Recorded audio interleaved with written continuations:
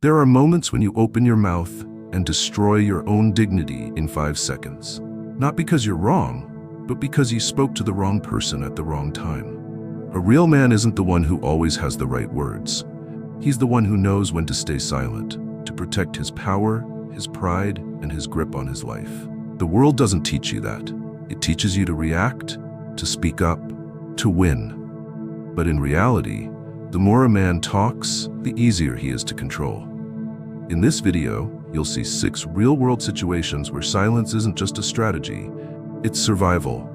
And if you've ever been disrespected, provoked, or so angry your hands were shaking, then you need to watch this, every second of it.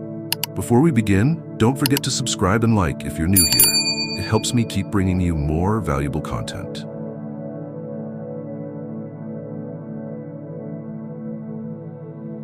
Jack Miller, 57, a former Marine and now the lead supervisor at a steel plant in Ohio, is the kind of man younger guys don't always get. He doesn't talk much, he doesn't brag, he doesn't need recognition to do his job well. To Jack, results are the only language worth speaking, and the whole win the meeting game? That's playground crap for men who haven't grown up. Then there's Ryan Collins, 32, MBA, polished, full of energy, and bloated with ego. Ryan was sent in from corporate to modernize operations, which really meant he had the power to mess with everything Jack had built. Ryan didn't hide his arrogance. In every meeting, he interrupted, dismissed data, and took subtle shots at Jack. Guys like Ryan don't listen to understand, they listen to argue. They're not here to build, they're here to win. One Monday morning, Jack presented a technical improvement the team had been testing for 3 months. One that cut operational energy use by nearly 12%. It was the result of veteran engineers, backed by data and real-world outcomes, not some theory out of a textbook. But the moment Jack finished, Ryan smirked and said, "That's great, Jack. But if this was such a smart idea, why didn't we see it a year ago? Or maybe someone else on your team did the work and you're just the face of it." The room froze. A young suit had just accused a veteran of stealing credit. Jack looked him dead in the eye. No anger, no comeback. He just closed his laptop, pushed the paperwork aside, and said, "You've got it all figured out, son. Show us what's better." Then he went silent. Not another word for the rest of the meeting. That silence made the whole room uneasy.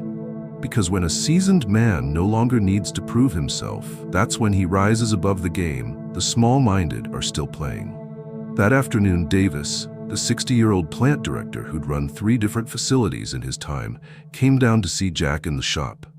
He didn't lecture, didn't scold. He just placed a hand on Jack's shoulder and said, "Good move, you didn't bite." Some lessons, life teaches them the hard way. The lesson for the experienced man: not every battle is worth stepping into, especially the ones built by petty men to feed their fragile egos. When you argue with someone who doesn't want to understand, you're pouring your intellect into a dry well. Guys like Ryan don't care about facts.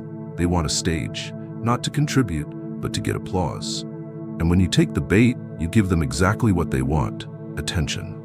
A real man doesn't need to yell to prove his worth. He lets results speak for themselves. And when attacked, he doesn't panic or react emotionally, because he knows that silence can be a stronger weapon than any comeback.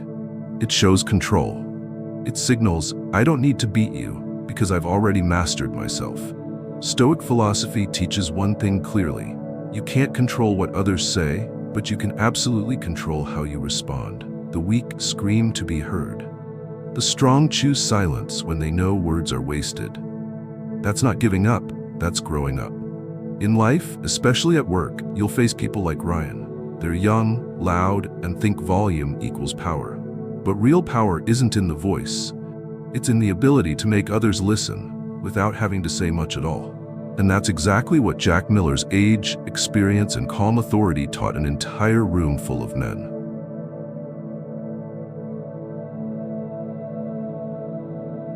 3 days after the boardroom backstabbed from Ryan, Jack still hadn't said a word. But silence didn't mean he'd forgotten. In truth, the fire inside Jack was burning hotter than ever. Not because he took it personally, but because Ryan had spit on the work of the entire team. Veteran engineers who'd stood beside Jack for nearly 2 decades. Jack wasn't angry over his own pride. He was furious that some hotshot punk had insulted the work culture he'd bled to preserve. On Friday morning, as Jack was checking the control panel in operations, Ryan showed up again, this time with a cameraman from marketing. "We're doing a little spotlight for the corporate newsletter," he said. "Just need a quick shot of the team working on your so-called efficient upgrade."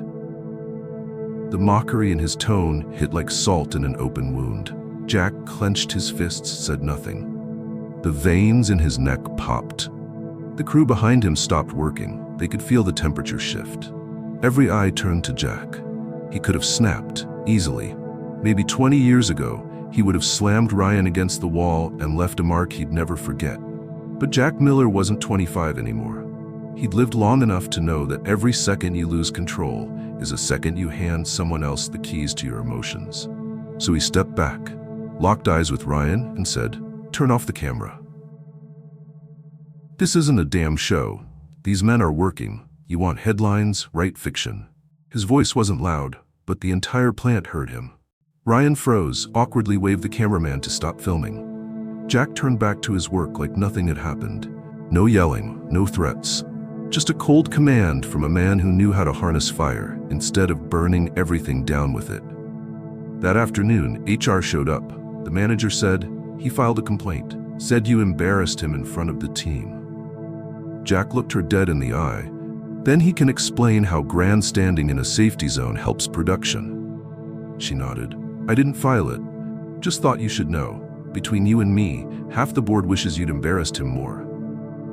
The lesson for the experienced man: emotion is a double-edged blade. It can fuel you, or it can wreck everything you've built with one stupid sentence.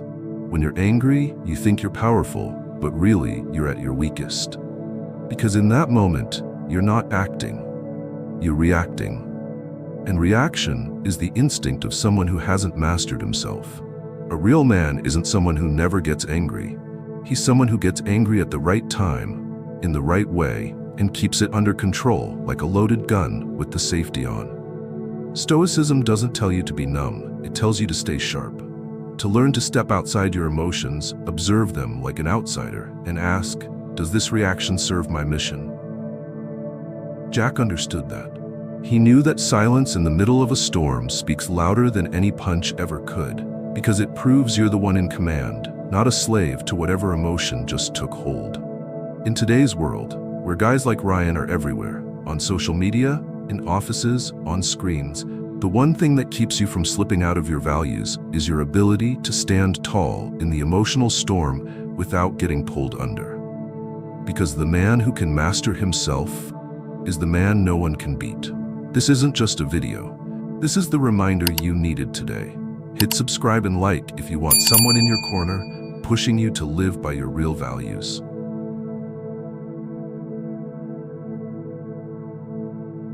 The following week, the atmosphere in the plant started to shift. Ryan, though publicly checked by Jack, didn't back off. Instead, he switched tactics, indirect provocation. No more blatant sarcasm to Jack's face. Now he whispered to subordinates, joked during breaks, and showed sudden concern over the processes Jack supervised, like he was digging for flaws. He didn't want to understand Jack. He just wanted to break him by any means necessary. One Wednesday afternoon, while Jack was showing a young engineer how to inspect the compressor, Ryan walked in. He raised his voice just enough so the entire shift crew could hear. "Hey Jack, you sure you still remember how to run this thing? I mean, you've been here, what, 20 years?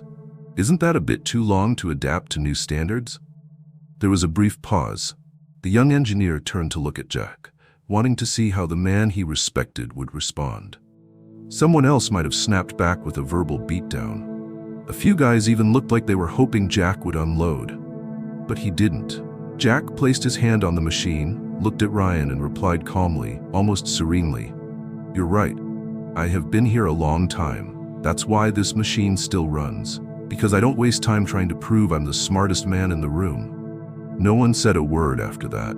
Ryan forced a half smile and walked off. But from that day forward, the entire plant had a clearer sense of who truly commanded respect and who was just acting out a role. The lesson for real men: when someone tries to provoke you, don't take the bait. The provocateur is just a man who can't rise, so he tries to drag you down, because that's easier than leveling up. And when you react, you hand him exactly what he wants. Attention. You become a character in the play he's staging.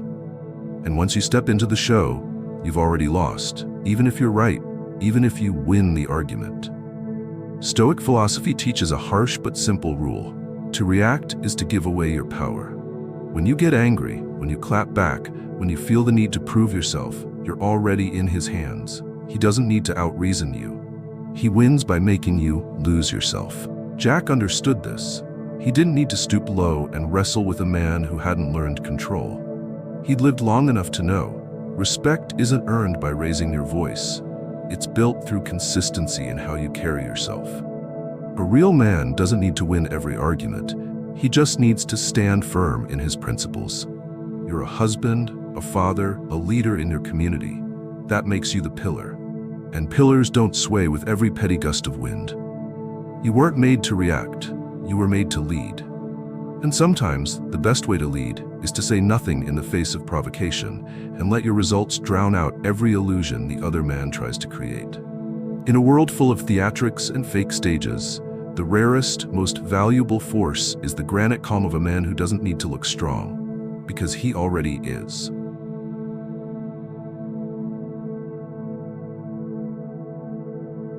Two weeks after the tense clash between Jack and Ryan, a surprise audit came down from corporate. They sent in an independent team of technical consultants to evaluate the entire plant operation and assess the effectiveness of the recent upgrades, the same ones Jack and his team had quietly been implementing for the past 4 months. No notice, no warning. And Ryan, with his PowerPoint management style, had no time to spin, tweak, or cover anything up. As the consultants moved through the plant, from the hot press area to the inspection line, they kept stopping to ask, who redesigned this process? Or who decided to restructure this stage of the operation? The answer was always the same: Jack Miller and his team. They recorded a 40% drop in error rates over the past 60 days. They saw that the automated fault alert systems had been rewired to deliver faster responses. They noted a significant drop in energy consumption during peak hours, something no one had even thought to track before.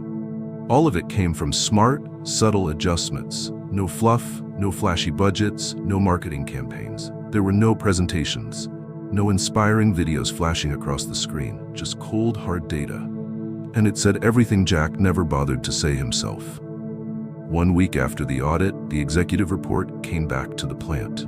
It included a line that read, "We recognize the highly effective improvements made under the supervision of Mr. Jack Miller.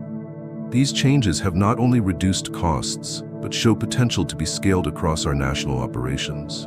Ryan received that email at the same time Jack did. He didn't say a word. No congratulations. No apology. But the next morning, he didn't show up on the production floor. He'd been reassigned to corporate, to a department with no authority over Jack's work. Jack didn't say anything. He didn't have to. The lesson for the mature man in hand: you don't have to shout to prove you're right. The truth has its own way of rising, and it doesn't need a hero, just time. We live in an era where loud mouths drown out clear minds, where those who speak well are trusted more than those who quietly deliver. But eventually, reality demands results. No flashy speech ever saved a failing project. No repeated apology ever fixed a broken home. No string of likes ever rebuilt a man's dignity. Only action and truth, the two languages that never need translation. A grown man doesn't need applause to know his worth. He's not chasing cheers, he's busy building foundations. And once a foundation is strong enough, it stands, whether people believe in it or not. Stoic philosophy tells us, don't talk about your philosophy, embody it. And in the real world, that's what separates the man who talks from the man who leads, the immature from the irreplaceable.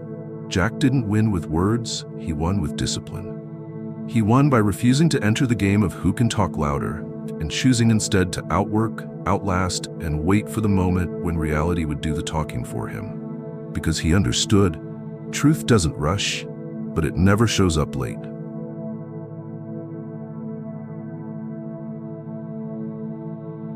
The truth had spoken. The board recognized Jack.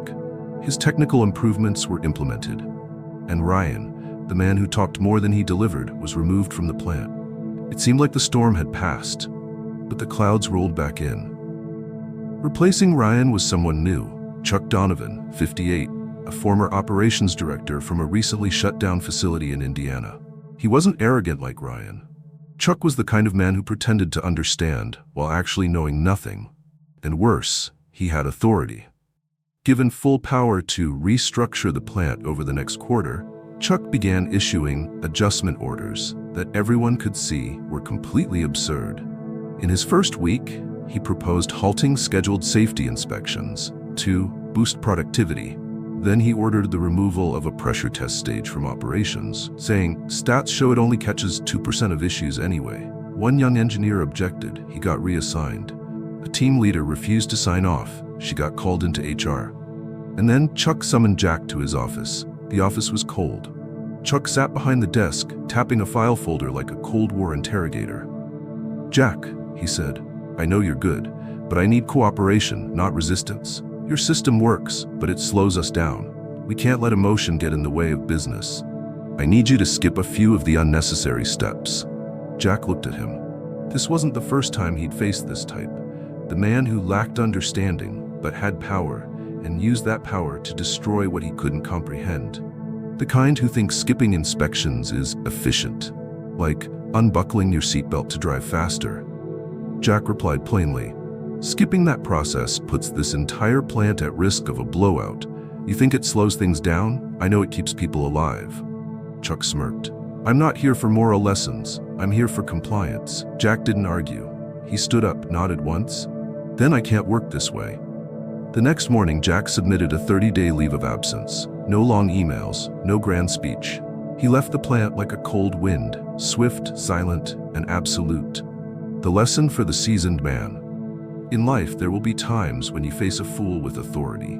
That's the most dangerous kind, because they don't know they're wrong, and they won't let anyone correct them. A fool with power isn't dangerous because he's evil, but because he thinks he's right. He makes decisions not from knowledge, but from ego. And if you try to reason with him, you're wasting your breath, and sometimes putting yourself at risk. Because with someone who can't process truth, your logic is useless, and your resistance can become self-destruction. Stoic philosophy doesn't teach you to fight every battle. It teaches you to know when to speak and when to step back to preserve your honor and sometimes your life. Don't confuse stubbornness with strength. Knowing when to walk away is its own kind of victory, the victory of self-mastery. Jack didn't walk away out of fear. He walked because he knew if he stayed, he'd become complicit.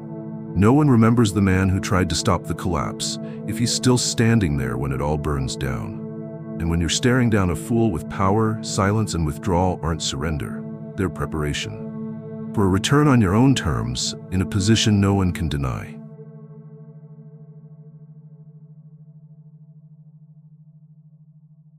Jack Miller didn't show up at the plant for the next 30 days. No emails, no texts, no explanations. For most of the staff, it was a shock. They were used to seeing him every morning at 6 a.m. Black coffee in hand, eyes sharp as steel, standing at the operations deck like an immovable pillar in the middle of chaos. Now Jack was gone. But to Jack, this wasn't disappearing. It was a calculated retreat. On his first day away from the plant, Jack drove into the Appalachian Mountains and rented an old cabin from a buddy he'd served with in the military. No phone, no Wi-Fi, no cable.